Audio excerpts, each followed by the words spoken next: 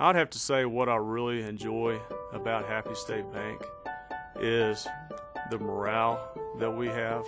Part of that goes back to the ownership that we talked about.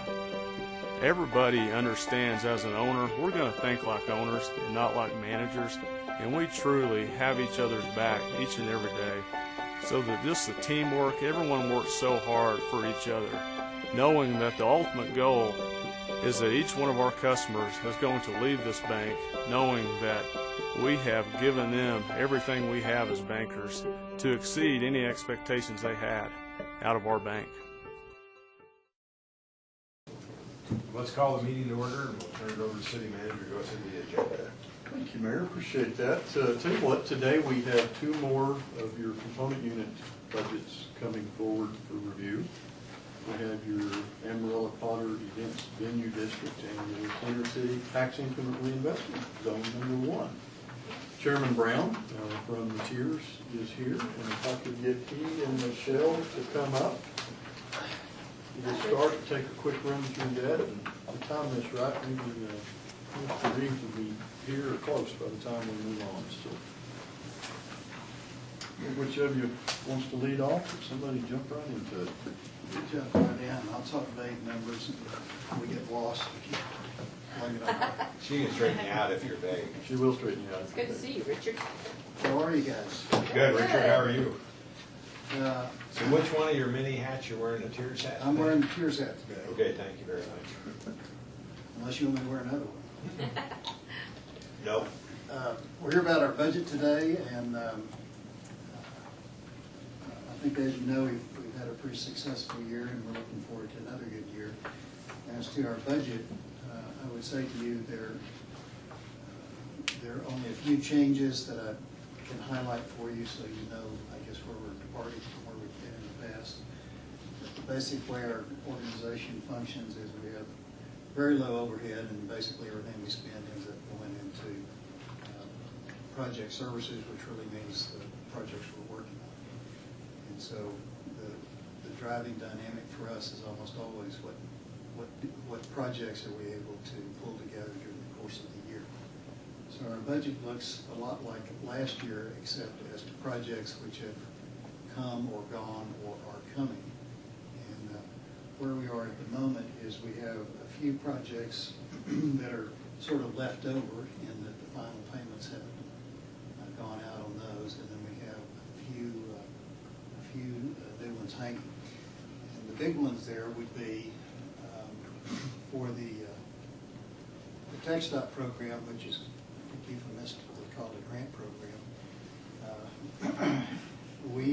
Tiers put up the $400,000 match for that, and lo and behold, we won the grant. So it looks like we're actually going to be lucky enough to spend that money at some point. We've been carrying that $400,000 as an obligation, and are continuing to do so, and that's in the budget for this year, although we're speculating that we won't actually spend it this year because TechStop will be able to get their stuff in one sack in time to do that. So that obligation will continue to appear. And then we have also committed $2.7 million towards the hotel, convention center, and baseball park. And so that's continued on here as a contingent obligation of Tiers. Those are not really changes. Those are just the two big things that are sort of hanging out there. I mean, it's a change that maybe we're actually going to do the 400. And then the one sort of material change I would point to in our budget is that we've formed a, I guess you would say, a partnership with Center City of Amarillo to link up with their existing facade grant program, which they have run for you for about the last 20 years or so, where they coordinate with some of the smaller property owners downtown and encourage them to do things to improve the facade of their buildings. And if the owners do that, then they have a matching program where the owner's putting up more money than what the city is providing through Center City. In order to make that program more attractive to the smaller owners downtown, what we propose for this year is to link to the facade grant program a commitment from Tiers to provide some of the funds for the lights and landscape and things out there on the street. So it's obviously linked to the facade grant in that it's just the part out front. And then because we've had some coordination issues and sort of double dipping issues with the two organizations, we thought it was also better to tie these two together and make it simpler for the applicant to just have one group to talk to. So the way that's all been done through the staff suggestion was to kind of roll that into the Center City contract. And when you approve the Center City contract, you're also kind of circling back around and approving our participation in that. So what we have done is we have committed up to $150,000 for separate projects up to $50,000 apiece, so that Center City can then go out and sort of market the program in conjunction with the facade grant program. And you can say to the individual owner, you want to do the facade grant, here's the deal. If you want to put in lights and benches, and we've already got Tiers lined up to help on that. There is a match on the facade grant, and then there is a sort of implicit match on what the Tiers is doing, because our part is limited to the stuff, the lights and the benches, and they've got to deal with installation and Sidewalks or anything else. And so, Richard, if I'm an applicant, I go through Center City for all this? you go through Center City. Center City's going to front the whole thing. And then if they get to the point where Center City is saying, let's do this, then Center City comes back to our board and says, hey, we're going to do this. It will probably be virtually a rubber stamp, because they have to be doing a streetscape which conforms with the ordinance that's already in place.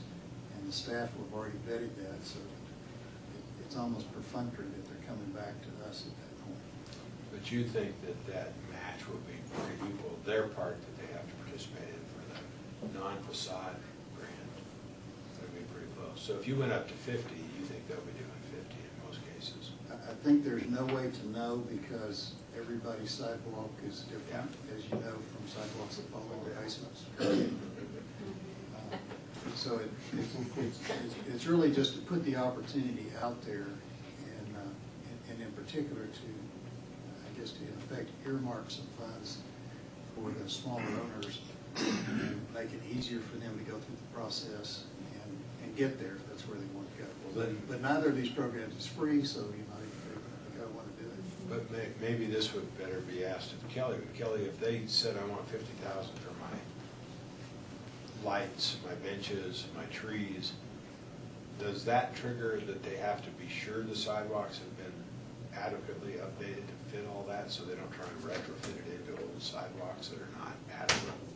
If they make any changes to any of the streetscape elements, anything they do has to be in conformance with the downtown urban design district standards. So if they made any changes to the sidewalks, like putting trees or lights in it, those sidewalks would then have to. It would trigger the whole, okay, good. That's what's my question, that's fine.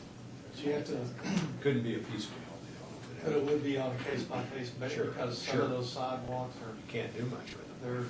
they're different in different places, and if you made one space look like a certain way than the other. Yeah.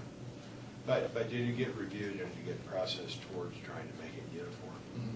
The exceptions would be made when there's a basement underneath and you have 3-tier sidewalks because of that. Yeah, that would Okay. definitely be the intent, was just trying to get everything. Okay, good. So that's the principal new thing in our budget, and Liking that. the rest of it is we're kind of parked with these big projects hanging. We're sort of tapped out of funds, except for somewhere on the order of about $1 million still in the pot for small projects that come up. But until the big project gets done, we're sort of tied down to where we are. Good. With that, when you said 2.7, did you say hotel parking garage and impact? Is that what you said? Yes. 2.7, okay. I just want to make sure I heard you right. I've got a math question. I was looking at the total revenue, and I was just curious, because it makes for good talk, how much the total revenues have gone percentage-wise since the beginning and since last year. And you don't have to answer that right now, but, because I couldn't, but that'd be interesting to know. You have to subtract the debt issuances to Okay. get back to your true revenue. We Okay. do have a tier subtotal, which is 608, 655, and that's up from 594,975. So By that's the net comparison, increase in a year. The first full year was only 317,000. So it's nearly double. So valuations have gone up. And remember, there's a lag on the new property. Sure. It doesn't roll into the next year. Oh, The new property added each year. Incremental But you see component. incremental increases in the taxable values every year. Tax base is up $450,000 last year to this year. And based on my anecdotal evidence of lease rates, it's going to go up some more. So you're saying this is working, is that what you're saying? Something's working. Something's working. We'll be happy We to still have money. join with others in saying we're making something happen. I think it's- What's the count on light poles now? Kelly, can you remember off the top of the head? We've gone through our entire first order. That was 200, so. And so and we've just made another order of another 100 lights. I think we're on the third order. We actually did 2 orders. That'd be the best way to remember, because the total order, we've already gone through. Twice. Yeah, I think so, twice, yeah. That's incredible. I mean, it's so much higher. Of course, now we've reserved some of the lights that we had in anticipation of the streetscape, which we got, It's all good. so. That's great. Good. But if you're down here in the late evening, when those are really starting to come on, in some areas are starting to gain up density, you can really get the effect. You can see what the goal of that was, and it's impressive. Thanks for your work, Richard. Glad you're not billing us. Yeah. Couldn't afford it. It's been there a long time. Been there since the beginning. We appreciate your support. Things are happening because you guys are making it happen. It's happening because a lot of people are making it happen. I would take issue with that. Without everybody working together, it never would happen. The whole city's pulling for this. Thank you. Thank you. Phone trucking. Thank you, sir. All right, thank you.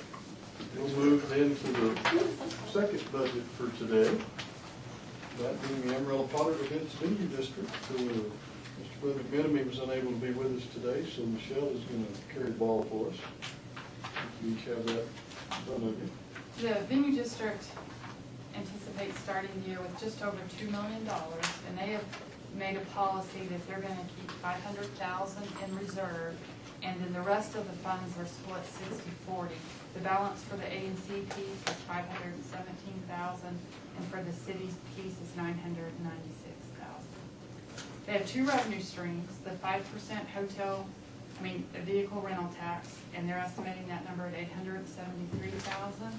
And then the 2% hotel occupancy tax, and that number, just like the city's, is up at $1.6 million for total revenue of $2,495,000.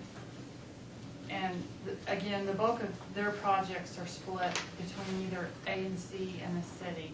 And normally what they do is they'll have a management contract for each one that covers operating costs, and then they'll have projects that they do. So account 63705 is the Amarillo Tri-State participation, and that's where they're running their capital improvements in. It's budgeted at $400,000. The management contract is at $328,000, and the Civic Center management contract is at $398,000. Again, to cover operating costs. The event development account 63900 is $175,000. That's for event development at the A&C Center. And then this year, the Civic Center has asked for some capital funding. They've got 3 projects for a total of $350,000. Carpet replacement, a keyless entry system, and digital signage. And again, all these items are in the footprint of the original setup of the venue district. those three were in your city capital budget, but they were shown as funded by others. So here is your other. This is the other.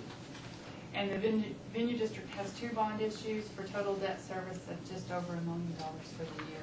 Their total expenditures are $2,696,437, leaving available funds of $1.8 million.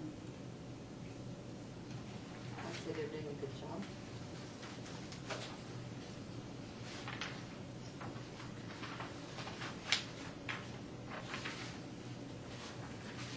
They are, and they just work so well as far as balancing the needs out of the fairgrounds, Amarillo National Center, and those related parks, and what they do over at the Civic Center in their portion of the footprint. Just generally speaking, the north half of the Civic Center when you're talking about the footprint. Is this, in this accounting somewhere, does it show where we get that rebate from the state? Yes, it actually, I have it in the details. If you'll look at,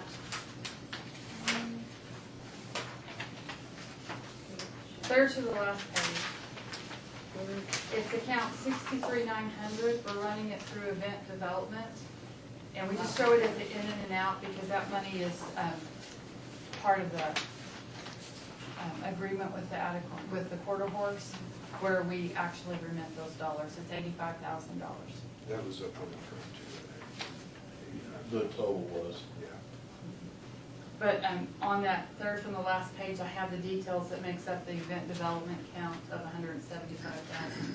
Those are all the different programs that they're going to help It's on. the table.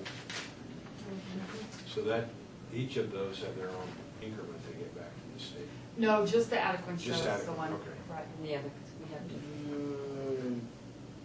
And then There's we only also one. do WRCA for the city. WRCA, but I don't see That's it. the cities. That Okay, that so it's event's city. a city event. we get So more Sherman states. works with the, It's on our, okay. yeah, That's not our budget, not here. right. Pretty good, we're 85,000 back. They're good. Full of runs through it, just like this one would. We look at those next week? Those what? We look at these next week? You start approving them next week. That's what I meant, but I Work, don't want to say Sherman. approved because we haven't voted. Good work. Good. Thank you. Okay, that was easy. We'll get ready now, go into the agenda. So if we have you at the moment.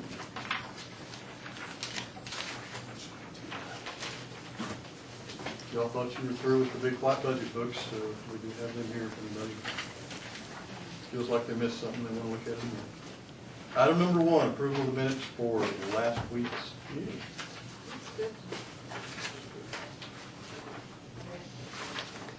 Item number 2, public hearing on the tax increase.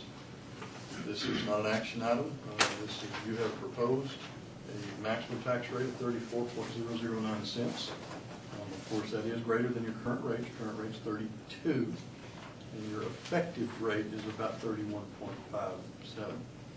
The text you have on your agenda sheet today, that's the required text. It does go through, and I pointed out, I think, in your memo that the functional numbers here are the tax on the average home in Amarillo last year, $363.45. Tax on an average home at the 34-cent tax rate would be $385, or just less than a $23, increase therein. We do have available, if you would like them, or if you ultimately need them during this process, we have that entire series of charts on the rates and how you compare and what your proposed changes do is in terms of moving them back and forth on those. But we have those, we can display them here if you'd like to preview them. We have them outside as well if you want them during the regular meeting. I'm sure it's in here, but what's the average home value? 113 and change. 113 this time? 113,356. Thank you. And that went up from last year. It's down slightly, but remember they changed the calculation. It's down a couple $100. Yeah. The preliminary numbers have us down as far as 111, but that went back where it needed to go. It's actually $22.06 higher. It's not 23, is I have, as far as. It's not very much, is what No, I'm it's, getting yeah, it's just over at. $22. $22.06 higher. Teach me to do numbers in my head. Three Big Macs, lunches. It's $385 versus $363. The taxes on the average home, is that what you're asking? Yeah. $22.06, you're correct, Mayor. So it's $22. And 6 cents. 6 cents. Difference. Higher. If you do, if we vote to go the 2 cents. If you do. And your hearing is on the 34th. You have another hearing on the 34th. You then begin the process of actually voting. When you begin to vote on your budget and the resulting tax rate, that's when, if you're going to change from that you reduce it. Right. You hold the hearing based on the maximum that you proposed. And I feel like we probably have enough stuff to try to answer almost anything that might come up relatively quickly today. So the things that I'm interested in, from just, not from what you do with it, but from how I justify it in my mind, and what I'm trying to justify is first of all, the police, we're pretty clear on that. Mhm. Secondly, the salaries that are deficient or lower than some other areas as we compare those, really for you to do, but for us to have an indication of why it's necessary. The third one is the IT, and I've got that in one of my charts, but it shows predicted future expenditures on IT. And my view is that whatever you may not use in that second penny, first penny we've sort of said that's for police. Mhm. The second penny is loosely defined as helping with salaries. But I still believe that's up to you, your discretion to deal with. If there's anything left, certainly it's not going to touch what's needed in IT in the next few years. That IT number over the next 5 years concerns me. It is a large number that we don't have any ability to deal with unless there's a huge increase in sales tax or some other revenue. And it's going to hit us. There's no question about it. It's the next thing that we have to address. You know, we spent the last 2 budgets really trying to get control of and get back ahead of the police, where we had, pulled that back for several years running, and now we're paying the piper. Sure. And we're moving forward on that. IT certainly it's a significant number. It's much smaller than the fleet number, but they'll get extensive focus as we But move forward. didn't the chart show over 5 years, the graph, or the chart we saw showed about 1.6 million every year expended? But it's 1.6, not 1.6 plus 1.6. No, but it's 1.6 a year that we don't have in the current budget. Right. So. For IT. And it'll get higher. For IT, so my Well, we point have is six, that's We have about there's 600 in the budget, Okay, so but the net's about 1. 1 million. So if we take that 1 million, it's a little over penny and a quarter. And the point is, it's like the police salaries, we gotta keep paying that. This is something we know is gonna get hit. Or we are gonna have a substandard computer system if they have failure. We can't afford to have failure with our computer system. Agreed. I experienced that in business early days when we weren't so concerned about updating computers. We didn't know how 36 computers cost us all kinds of money to fix because they failed. And there was an interrelationship in that failure. I don't know the technical terms, but one failure caused another one, and pretty soon we had them all screwed up. So the point is, I don't want to risk that with, after what we experienced in our business, I don't want to risk that with over 3,000 computers in the city. So it is important to me that we discuss how that is going to be dealt with in the future. And anything we do to supplant this budget now really helps with that. That's my view. I don't know if I'm right or wrong. I think you're correct, Mayor, and the incremental growth that you have in future years from that will also help us as we start working towards that number. And very much appreciate you having the discussion, because when you put this revenue on the ad valorem taxes, that's something that stays, grows. That allows you to start building up, allows us to start building up to meet those needs when we can't, if truly the only variable income we have is how good or less than good sales tax is in a particular year. Well, and the fact is that the technology changes so rapidly that as soon as we buy one system or do something along those lines, it's going to change in 6 months, and we always have to be ready to move to the next thing, and we can't do without it. I know I hear people more like my generation who, think we ought to just get rid of everything. Well, it's impossible. We're in in this world of computers and wireless and all that, and we just have to stay up with the times. That's all there is to it, because we're a customer-oriented business, and we have systems that have to be upheld, otherwise we can't function.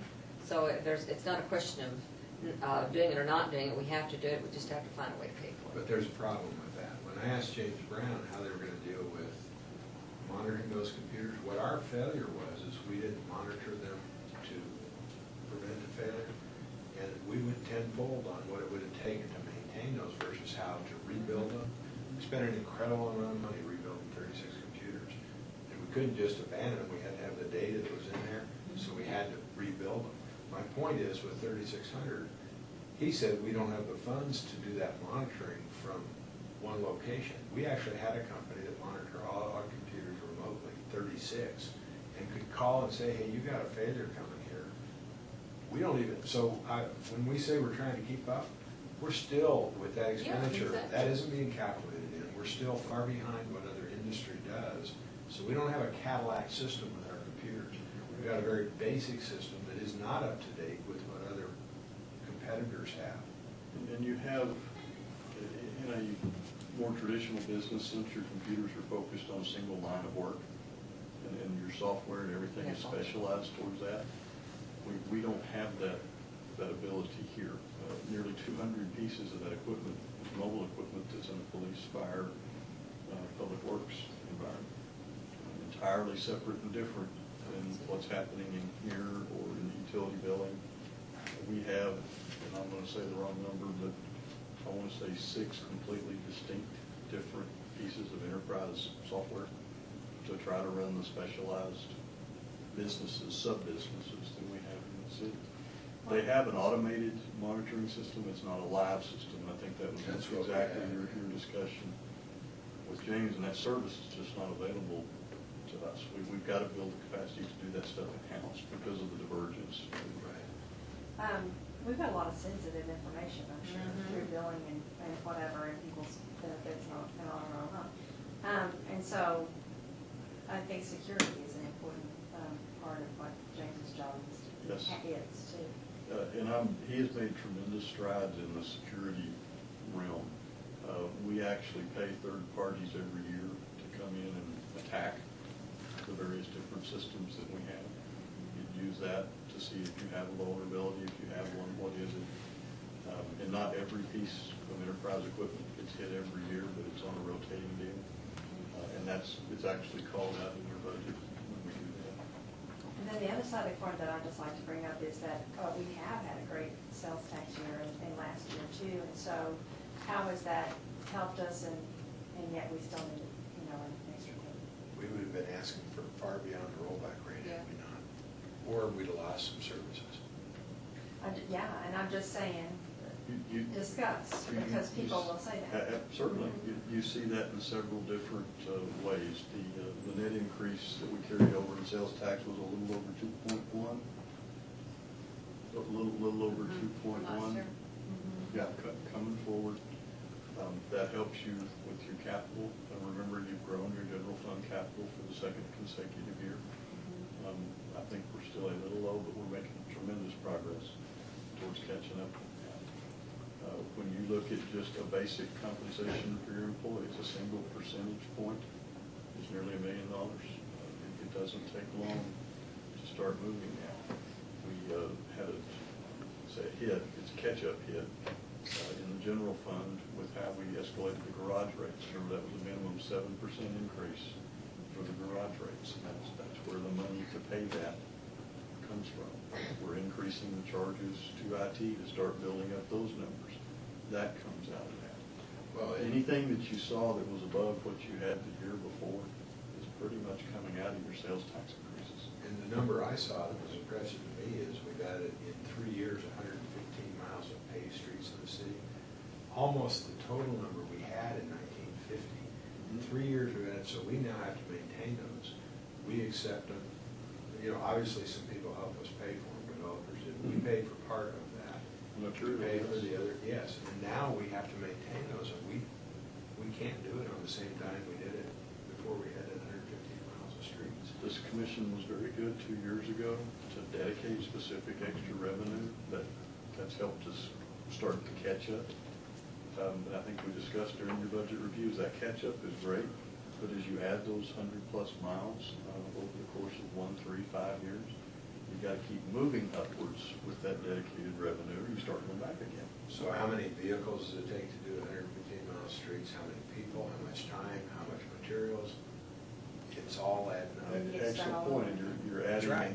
adding a new repair crew for your streets this year. And the other one I thought was significant, that's a little talked about, but the water department, we've increased, I think you told me something like 40,000 people without increasing staff. In the Very city minimal population. increase Yeah. in staff and water. So now we're doing that, but those kinds of things have to be sustained. That to me is not just, I mean, the sales tax helps us stay off the backs of homeowners, but it doesn't.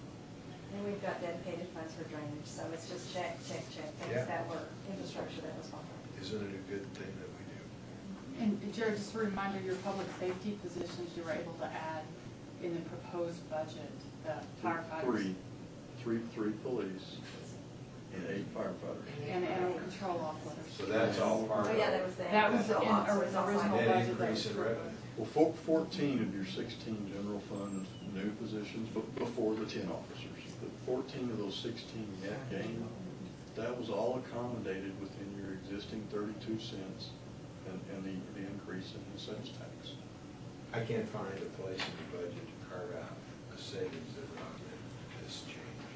I can't do it. And then to think it has to be sustained over a number of years, or is it just a Band-Aid for a year? I think this commission has considered all aspects of the challenges facing us, and I think we've been very deliberate in considering how to do it, when to do it, and the reasons for doing it, and I think we just need to be really educational to the public and let them know why we're doing these things, which are public, it's public information. We're not doing this willy-nilly just because we think it's time to make a change. Do we have, we'll have comparison graphs to other cities and our sister We cities? do. In fact, Vicki, if you flip the TV on for me, please. Yeah, we're still. You know, you've made tremendous progress in first finding and then second addressing your future liabilities. That's not fun. That's not a new police officer to come to your call or a new fire truck. But those are very, very real future issues that a city can get into. We're so far ahead of many, you know, in moving that way. 16 additional personnel were added into the general fund in the base budget. Again, 14 of those were public safety. We added 1 person to deal with the electronic controls that run our buildings. You added 2 positions in transit. You added an engineering project inspector, which is above and beyond the one I added mid-year, and that's to be sure that we're doing the best that we can do to get our money's worth as we do these projects to try to fix the streets and fix the drainage. You know, move that forward. And I have all of these notes. You're adding 1 additional crew in your drainage utility. That's part of that original business plan. We're just building into it as that takes off. You had 5 new in information technology. That really reflects taking your communications people and putting them into IT, because whether we like it, accept it or not, our telephones, our computers, our radios are headed that way. Whole lot of that. So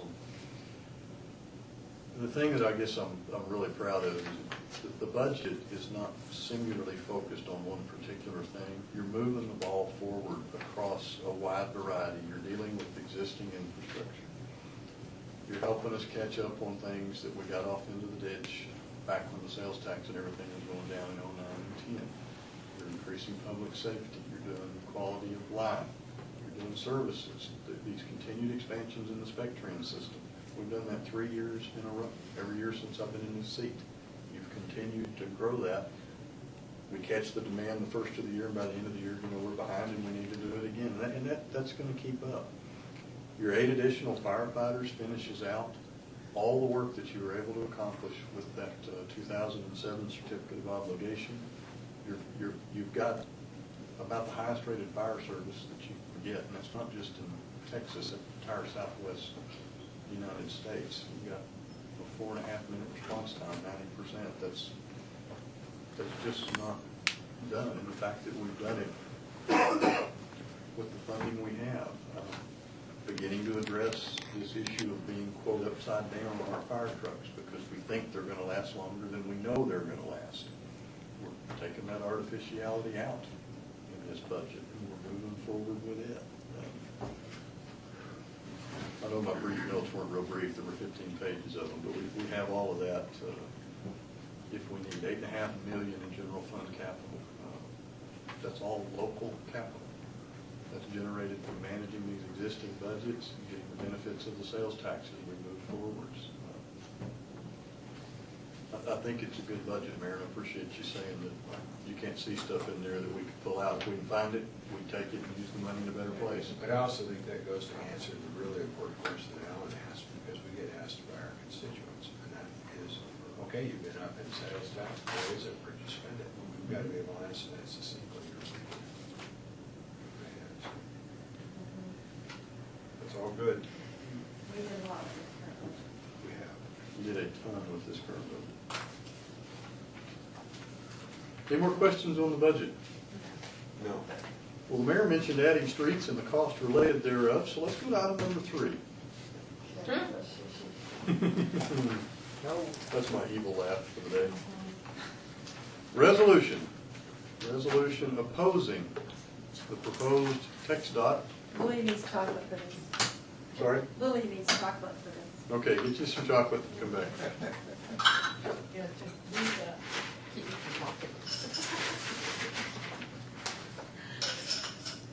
I'm listening.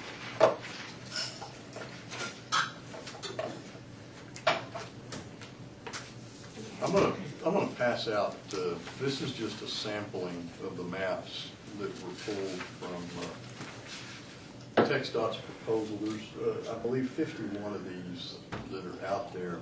As you look at these maps, and of course Amarillo is the first one, I'll make Wichita Falls the last one, just ADW. You see the segments, the heavy segments in red, those are the roads in this, quote, turn back. Now, let me just say this, turn back is in and of itself a misnomer. We never had it, did We never had them. This is a turnover. The roads that are indicated on these maps that are gray, that have numbers stuck on them, those are also state roads on the state system. The fact that they remain gray. You've got the Amarillo We've got one. the Amarillo. And I'm just, just as we talk, y'all flip through these, and, you know, I think when you see the Wichita Falls map, you're going to be shocked. But red means this is what they want to give to us. Gray with a number means they're going to keep it.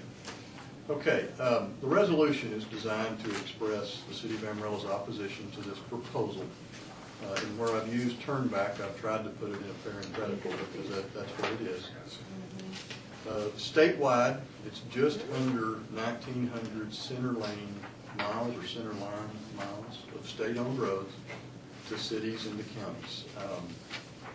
Here's some thoughts, and I want to thank Mayor Harpold. He met with our district engineer and myself last week. I've had him on the phone I don't know how many times as we've worked our way through this. And I also want to thank your local legislative delegation, and I'll show you some of that here in just a minute. But, points in opposition to this. First, this program, if all these maps with all these red lines came to pass, that represents $165 million a year savings to TxDOT. Okay, so this is maintenance that's currently funded that they're just going to quit doing and keep the money. Okay, simple math then says that the various localities that are affected by this need to come up with $165 million just to keep things at status quo. That's an unfunded mandate. In my opinion, I can't think of a more crystal clear example of such. Secondly, this is double taxation. The fuel taxes are paying for this today. We don't receive the fuel tax. As a unit of local government, you have two revenue sources that you can apply to roads. First is, of course, your sales tax. Sales tax is only variable based upon your local economy. You can't change the rate. I need more sales tax, so instead of 8.25, let's go to 8.5. You can't do that. So then what rate do you have that you control? The property taxes. At some point, if you were to catch up to this, if this comes to pass, you will put this on the back of your property tax. That or you'll pick something in that budget that you no longer wish to do, and we'll take that money towards it. So it's an unfunded mandate, and if you pursue it to its farthest extent, it becomes double taxation. Well, how would anybody describe it as anything but double taxation? I mean, I don't see any other explanation for it other than that. Is it specifically expressed in the fuel tax why they collect fuel tax to keep roads up? Yes, that's its sole purpose for existing. Now, let me get something clear. Some of the money goes to the state, some goes to the feds. The feds then feed money back to the state in their highway bills every 7 years. But Texas is net negative fuel tax. Correct. We send more out It's like 87%. than we get back. Isn't it like 87%? Yeah, the feds use the big pool of the fuel taxes, kind of like they do the community development block grant. They take the big pool and then they try to even the field. So take a state that has many, many miles of road, that has a low population, a low density, and not as many miles being driven. Texas has got a lot of miles. We've got a lot of people. We have a lot of cars. So we send more out than what we get back. And we're not the only state that does that. I wonder what it would be if they didn't have their administrative cut, because I don't think they're doing that for free. I mean, just the whole system is just screwy. So we're sending it off, they're taking their cut, sending a little back, and now we aren't able to use it for our roads. That's really upsetting. They take their cut out, funnel it back to the state cut takes their cut out to maintain our local roads. Then they give us back the roads and don't give us any of the money, even though they're administrating the whole thing, to take money out of our pockets. Allow me to go into a little greater detail. Those are excellent points. I can't find, let's, for just sake of argument, let's say that this proposal specifically in Amarillo saves $1 million, just a round number. For them, not us. For them. I don't find that there's a guarantee that that $1 million even stays in the Amarillo district. I think there's a presumption, I cannot say a fact, but I think a presumption that statewide this 165 million savings at TxDOT is going to be accumulated, and logic tells me then used in your high growth areas, so the I-35 corridor. Certainly they have needs too, but I don't think that you fix their needs by creating a need somewhere else. A couple of other points. This could conceivably be done unilaterally. TxDOT is indicating now, the Texas Transportation Commission, willingness to sit and talk and to be cooperative, and I appreciate that. I have a huge concern, and I've asked the question in several different places. If this comes to pass, or some version of this comes to pass, what then tells me it doesn't come to pass again next year, or the year after that, or the year after that? You mean more and more roads? Yeah, you open the door, the floodgates will be opened up. Yeah, so I think another issue, one of the primary goals of the state of Texas, and truly something Texas has been very successful at, as have many of the local cities such as Amarillo, is economic development. Texas is a growing state. Our economy is growing. Everybody has declared that to be a major effort and committed resources to it, and it's working. Well, taking nearly 1,900 miles of roadway, that's important roadway, and creating now an unfunded situation hardly contributes to the continued economic development, especially if you're going to pay for the same piece twice. So I think that's an issue. To sum up, in my opinion, this is a bad policy. I don't thank you. I don't see the benefit at this time of negotiating or arguing over road segments. I think when you open the door, it's like I said, it could be unilateral and it's open-ended. It can just keep happening to you. So your resolution is designed not to protest any one particular red line. on this map. Your resolution is designed to say that the city commissioner of Amarillo says this is bad public policy and we don't want you to do it. So, you know, in summary, it's an unfunded mandate, double taxation, it's bad for economic development. And finally, in those cases to where some small version of this might be appropriate, there's already an existing mechanism to deal with it that has been in place for decades all across the state of Texas and has been successful. And TxDOT needs funding. I do not dispute that. I sure don't begrudge it. They need more funding than they receive. But I just don't see how they fix what they're doing by creating another unfunded mandate on somebody like us. But this is a Band-Aid on a huge problem. When we went to that transportation seminar last year, you and I did, and they were talking about the number of roads that need to be rebuilt in the state because of the extra usage, and now the economic development of gas and oil, and how those roads are getting worn out because of the weight of the trucks. We know that's a big factor in wear and tear. And now we could see more of that development from Lubbock and up in here. And at the same time, they're cutting back funding. There's no way to run a railroad. I mean, they know that they're so far behind. How is that different than when we faced the fact in our city that we were behind on our roads and we dedicated a penny extra to go beyond and try to catch up on roads? Do they have any idea what it's going to cost to catch up as they go down the road? It takes so long for them to act, so long for them to get this work done. They're starting a cascading number of events. They're going to put the whole state in jeopardy with economic development. You know, how are you going to? Somebody told me the other day that they may take some of the county roads and that are state funded now and turn them back into gravel so that they can release them and let the counties take care of them.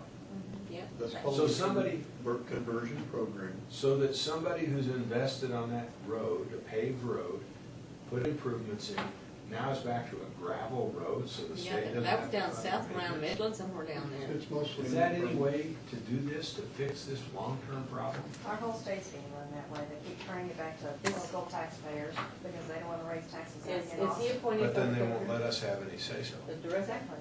And if they do that to education too. He's appointed by the governor, Of course. executive director. How many other agencies have been doing the same thing? When's that governor going to be? Well, but they're there. Should the commission, should you 3, 4, choose to pass this today, I think the next step, next series of steps would be as follows. Texas Transportation Commission, the board that runs I this, like the language. they meet Thursday morning in Austin at 9 a.m. It's a 5-member board. There's a member from El Paso, from Tyler, from Houston, from Lubbock, and from Arlington. The commissioner from Arlington has been quoted in the news as saying, we might need to wait a minute. I've not heard from the other 4. Y'all are welcome to pass that around and see the names. I strongly suggest that Mayor Harpole be in attendance at that meeting. Also at that meeting, the Texas Municipal League, through their president, who I believe is Mayor Monaco, will be there. This stack here is newspaper articles that I found over the last weekend. Numerous cities expressing high levels of concern about this. Dallas, Fort Worth, Victoria, Longview, Permian Bay, I mean, you name it. That list continues to grow and grow and grow. And we expect very significant turnout from these cities to be at that meeting. We understand as of last night that the Transportation Commission is certainly aware this has ignited some interest. They're going to limit comment on the item in total to 1 hour. It is a discussion item. They can't act on it, but I think the mayor would be prepared to deliver his comments in 2 to 3 minutes and sit down, because while we certainly want our message, we want everybody else's message to get out there. How can we go to other states purporting economic development and do something that would injure our ability to carry that through once companies come here? What's going on? Oh, by the way, you're gonna have a road, this will be a gravel road. Yeah. This Yeah, is we're gonna only take one out the sector pay. of the state that they're doing this in. They, every way they can think of to push it back on local taxpayers, they're doing it. And then they won't grant you any flexibility in in your local property taxes. Exactly. They want to keep the rollback rate the same. They want to put appraisal caps on. They want to put budget caps on. They want to So limit they our want to ability. push the unfunded mandates to the local level, but then not give you the ability and flexibility in your revenue. And take away our ability to watch franchise fees like Suddenlink. And limit our testimony about things that affect our citizens like Atmos Energy. Howard. So they're taking all the control and giving us back the responsibility and not giving us anything to help with. What's going on? It makes them look good. They want Mayor, everybody to. It doesn't make them look good. We'll be very vocal We're only about going to this. take comment for 1 hour during this item. That is ridiculous. What happened to Yeah. open government? Same thing that happened when we tried to testify about Atmos. We've already heard this. We don't need to hear this again. Representative, On fuel tax a while ago, it sounded like the discussion immediately went to the federal aspect. I want to remind you that, make sure you're clear that there are two components to your fuel tax. There's federal fuel tax. There's also a state fuel tax, which goes no further than Austin. By state law, a fraction of that goes to the general school fund, and a big fraction of it goes to the highway improvement fund. And so, didn't want you, just want to make sure clear there, and as you phrase things, that those, the bulk of that state fuel tax is the state tax, and it stays right here in the state. It goes right to Austin. Right. They give a little education, they give a bunch of it to TxDOT. And then the federal goes pretty well. But as we come up with more fuel-efficient cars and that funding has gone down, which is what we're all promoting, there's been nothing to And augment that that. that tax rate has not been changed since the 50s. So we're on the one hand saying spend, drive less, use less fuel, but there's nothing to augment the loss of We income. have greater needs in our state, growing population, and yet they've taken no step, as Lily has said, to raise that state fuel tax, because that's a state tax, and you know how low the legislature is to raise a state tax to help for a state problem. Instead, they push it back down to the states. They raise your local court costs to take more money out of your municipal court, which are mandated to send to Austin, and then they push these mandates down to you. And will not raise the fuel tax as a dedicated tax for highway improvements. I think what the city manager said about not allowing a compromise because it opens the door to catastrophe later is right on target. If they took, if you had a map here in front of us of all of our state roads, including Amarillo Boulevard, which is not on here, it could be pretty substantial to us if we let this happen without any protest. They could put 3 times the number of roads back on us they're doing with this. in the purpose of passing these out, on its face, Amarillo's turnback roads, relatively limited, but Mary, you make an excellent point. The entirety of Highway 60 where it goes through Amarillo qualifies for this program. So that's Amarillo Boulevard East, West, Business Loop, all the way back to I-40. Several other, Highway 136, there's quite a few others that didn't make the list this time.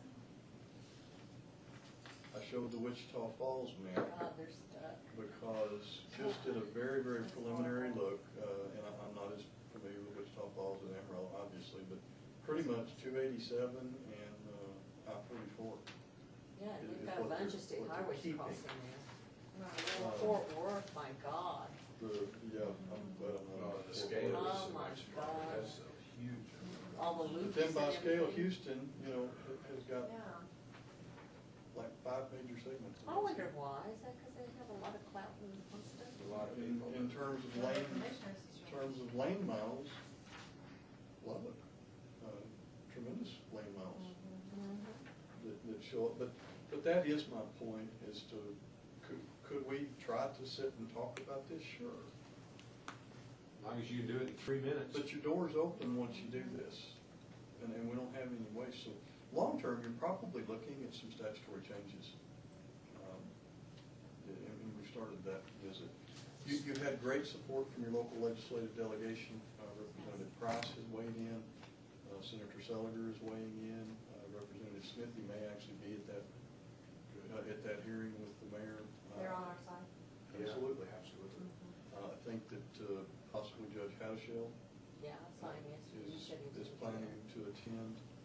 The other thing that worries me is the farther the state gets behind in transportation, the more it's going to center on the populated areas when they try to less we're ever gonna get. If they don't keep their roads up, just like their reservoirs, eventually they're after our water and they never give us money for roads. The whole state's gotta work together on this. We're gonna get left out as the outlier on this if we're not careful. I like their language, too. I always read, try to get the hidden meaning. No action related to this initiative we taken this month. Then, second, this initiative is not related in any way to the cost savings requirements placed on the Texas Department of Transportation. Oh, give me a break. Oh, I like the benefits in the next one. that's the 100 million. Think of That's the not good how things it's about paid for. this. Uh-huh. They're gonna have to convince us that it's not related. Think of the good things about this. You can set your own speed limits. You can park on the streets. Oh, Thanks. go for it, Mayor. Thanks. Give them, you know what. We'll also make copies of that resolution. You know, Mayor, there's some scary parallels, I think, between this and school funding. You know, we've managed school funding so well in our state. Yeah, extremely well. TxDOT says, well, this restores local control on roads. Well, We don't want it. think about everything in public funding, the tensions between local control of schools, but with the state funding formula. And that automatically creates haves and have-nots, rich districts and poor districts. How do you allocate that money? We're going to have state money for local control. And here, TxDOT is just echoing, taking a page right out of history, where we're going to have state control, but then we have all this state funding.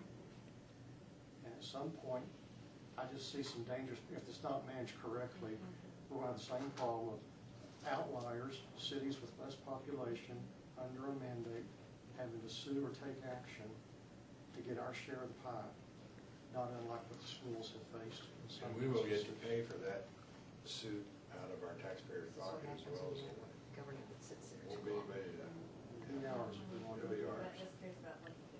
But when you listen to the vocabulary, what's going to be local control? Well, we have a state funding source. Well, maybe we can work out some sort of funding issues. Sounds Maybe like not. education. It begins, I don't know, it just has still distant echoes, but let's hope they stay that way. And it doesn't get louder as this thing moves. Lily and I are very familiar with the community college system too in Texas and how it's been hurt by the state in similar ways. So Amarillo College is operating with 57 less people in the last 2 years because of state cuts. And, you know, it's just difficult to try to educate people. And you got an increasing They want, Yeah, on the the one increase hand, in justify the local control, but on the other hand, they don't want to reduce the state income. So now you got the state income to do what with? We get less and less from the Put state. it in the We have rainy more day and fund, more. and never use it. Yeah. Feed it to the I-35, I-45. Yeah, exactly. Is there any truth to the rumor that they have underspent what the budget is and retained about $600 million? I have heard that. I haven't Who's been the able, legislature? yeah, that maybe there was some general revenue that's still available and wasn't appropriated. I'd like to find more about that before I go very far with it. Perry Okay. already has it designated, that's why. Let's keep moving. We'll get through the budget here. Item number 4, resolution approving the 2013-2014 Amarillo Hospital District budget. Budget as reviewed last week. No question. Anybody question? Next item, appointments, boards, and commissions. You have both Quail Creek Public Improvement District and the Vineyard. And they appoint their own members. They suggest their own. These are all reappoints. It's on for your action. Is it Nielsen? It is Nielsen, and they are related. All right. No. Thomas I Jr. didn't know the Thomases were related. They call me Captain Obvious for a reason. Next item is the consent agenda. We have a few more items on the consent agenda. It's been kind of slow lately, but we're catching up Super here. standard. Standard items, first is the annual purchase of parts and accessories for your traffic signals. Little cost escalation, little escalation in the actual quantities that we're buying. As we add road miles, we also add traffic control. Truck washout effluent collection Sounds facility. very healthy. Doesn't that sound healthy? Some of the trucks that we wash out at the service center don't have nice things in them. Therefore, we need to handle what comes out of them in a very particular manner, and such is this project. How did you deal with that before? There's one out there. It's just dealing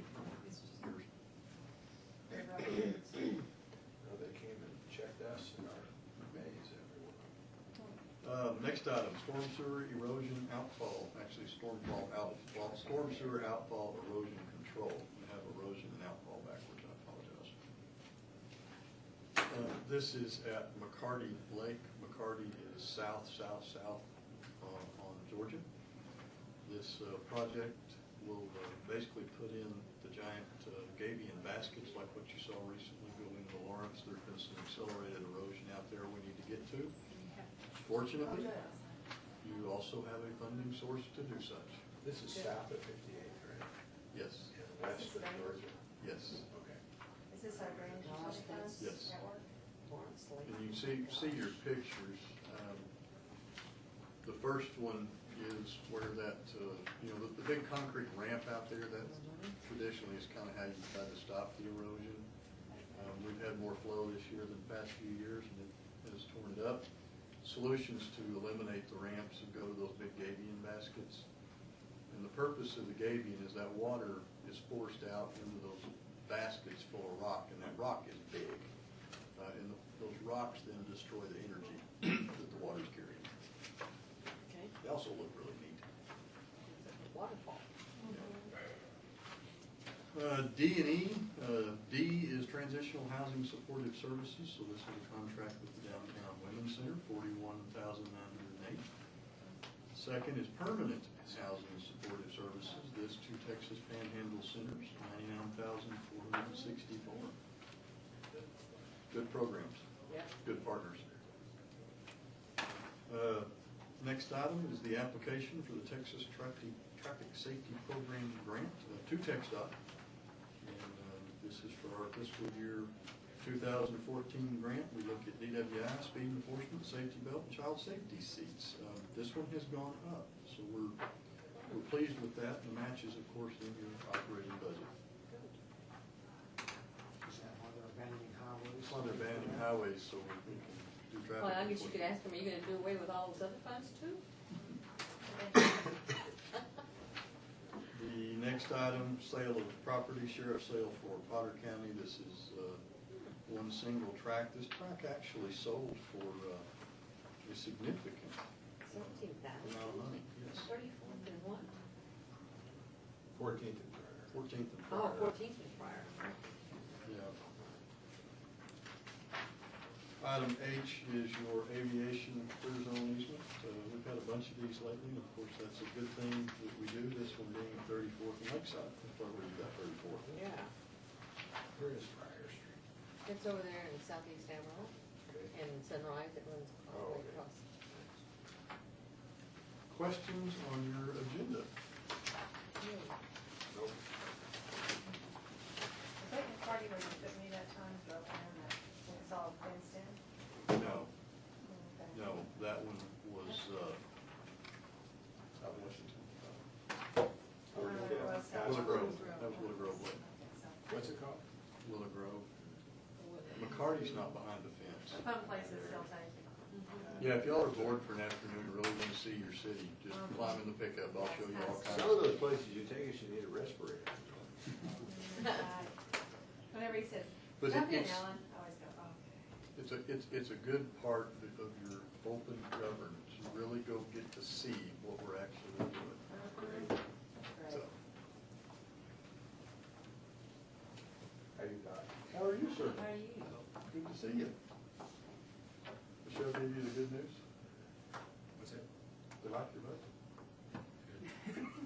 Do y'all have any questions? No, you did a good job.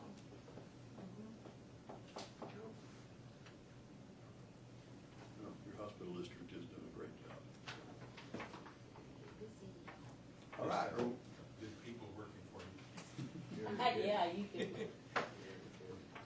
Okay, if we could, Mayor, let's move to a closed session. Okay. And we'll start on some items in there.